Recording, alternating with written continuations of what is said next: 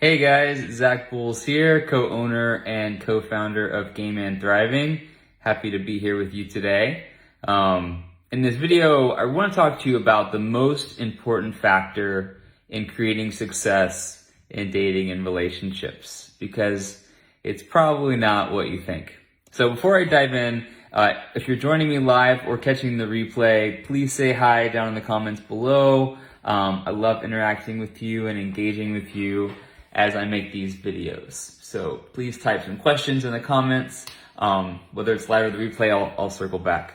And I'd also like to ask those of you watching, what do you think is the most important factor in having success in dating and relationships? What do you think it is? Your physical appearance?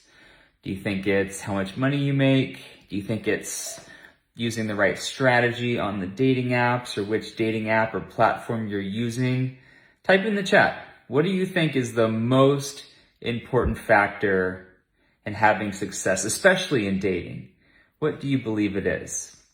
Because I get asked this question all the time. I just got an email from someone who told me that he's tried the apps, he's tried joining sporting leagues, he's tried speed dating, joining meetup groups. He's just not sure what else to do. And he's like many, many men who really feel like they're at their wits' end, feel like they've just tried absolutely everything, whether it's matchmakers or dating apps or getting set up on blind dates. It can be really challenging. Hey, Bill, good to see you. And this guy that sent the email is not alone, because I'm sure many of you who will see this video can relate that you feel like you've tried it all. And what I want to share with you, the most important thing to have success in dating and relationships, doesn't matter where you live, doesn't matter how you dress, doesn't matter what you look like, how old you are, what apps you're on, where you're going to meet people. None of those things are nearly even remotely as important as this one most important thing, which determines so much of your experience. It's your energy, more specifically, your core energy. And no, I don't mean how caffeinated you are. I don't mean how much coffee you might have had in the day, or how peppy or outgoing or energized you might seem. I'm talking about core energy, which determines your mindset, which determines your attitude, which determines your belief system, how you feel and how you interact and engage with the world. Your energy is what determines your success, because your energy is what's going to shape the way that you think about yourself, about what's possible for you, about other people, and about the world around you. Your energy is what's going to determine your feelings and your emotions and your attitude towards life. And when you have a high level of core energy, you're able to show up in a way that is so engaging and so present. And it doesn't matter where you live or what you do. It doesn't matter if you're talking to someone across the world. It doesn't matter if you're talking to someone long distance or face to face. Your core energy is going to shape and determine what that experience is like for not only you, but for the other person.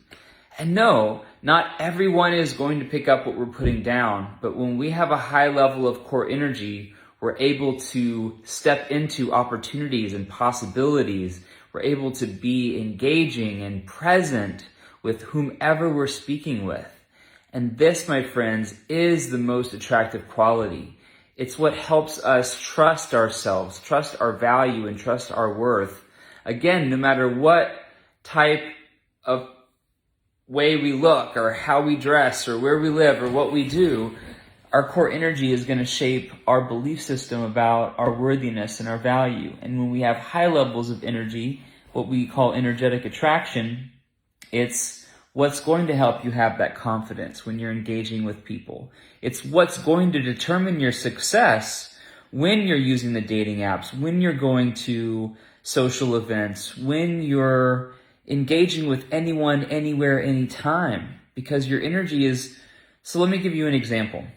I know I'm speaking very high level. So when we have a low level of energy and we doubt ourselves and we don't feel confident in who we are, when we're feeling overwhelmed or worried or anxious or nervous, when we're feeling frustrated, when we're feeling insecure, when we're focused on the things about ourselves that we don't like, then no matter how confident we might pretend to be in the moment, no matter how we're pretending to be, we can't fake energy. And when we're doubting ourselves, no matter what we try to force ourselves to do, see, a lot of people, a lot of gay men in particular, have a lot of self-doubt, have a lot of insecurities. And so what happens is we can really let that get in the way of being fully present. Because if we're worried about what other people are thinking, if we're in our heads trying to make somebody like us or wondering if somebody likes us or not, and we're having a conversation with them, how present are we really? Like, how engaging can we actually be if we're in our heads worried about being rejected again or worried about whether they're not going to like us? We're not able to be fully in the conversation. We're not able to pick up on the subtleties and cues that the other person is sending us. And we're sending off a repelling energy.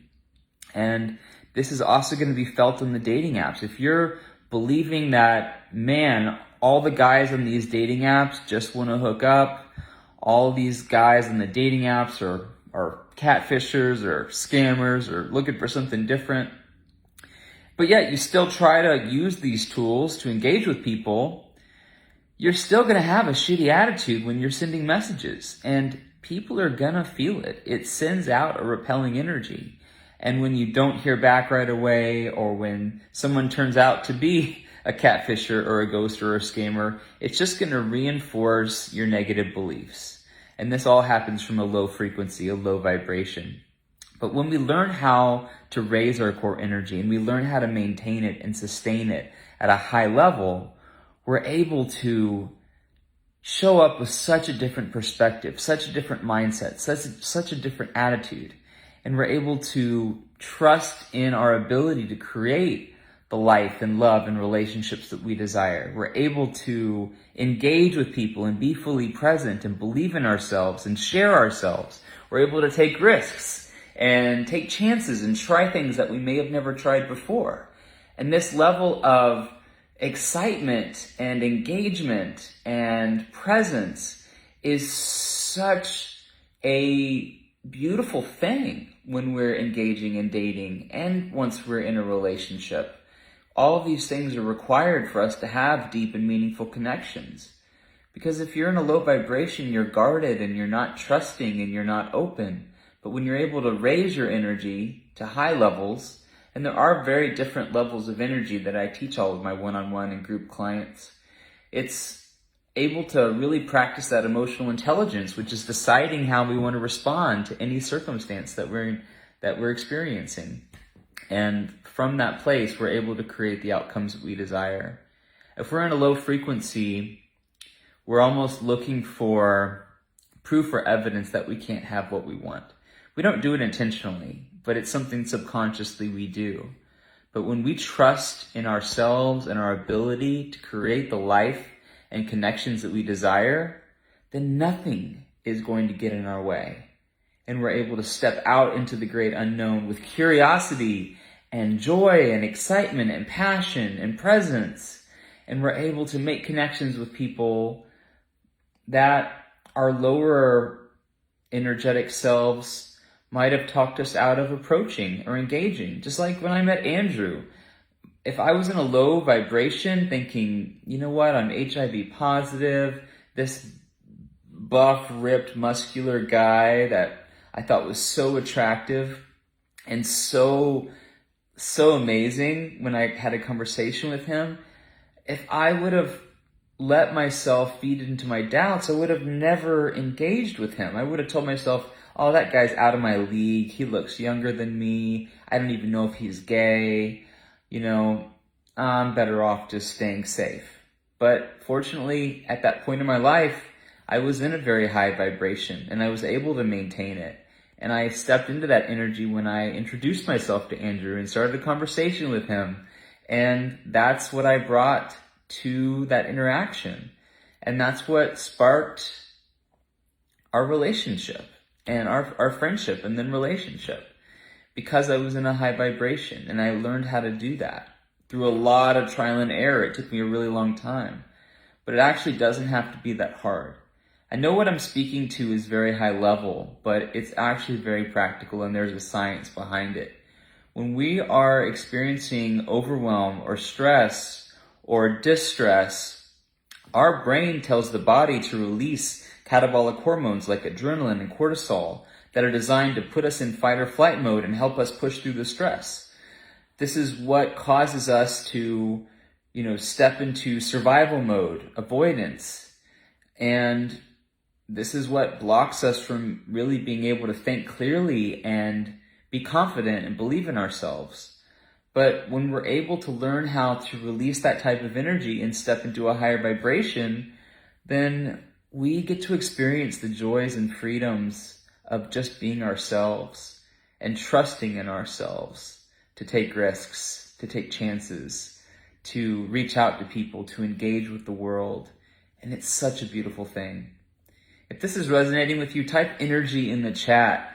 I want to see who wants to raise their core energy, who wants to step into this high level of being, who wants to engage more with the world, who wants to take more chances, who wants to step out of their own fucking way and create the dating life that they truly desire. Type energy in the chat if you want to have an optimal experience in dating and relationships. If you want to get out of your own way and step into what's possible, because there's nothing about you that can't access it. You just may not know how. And at Gay Man Thriving, especially in our energetic attraction program, this is what we help gay men do. So that's what I wanted to share today. Hope this was helpful, because each of you have what it takes to create the life that you desire. You have what it takes to have the loving, fulfilling dating life and relationship that you've always wanted if you don't. Gay men are the cultural group most likely to be single after the age of 45 for a lot of reasons.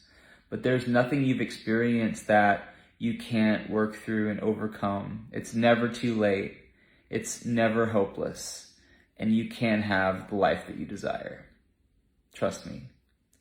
All right. Bye for now.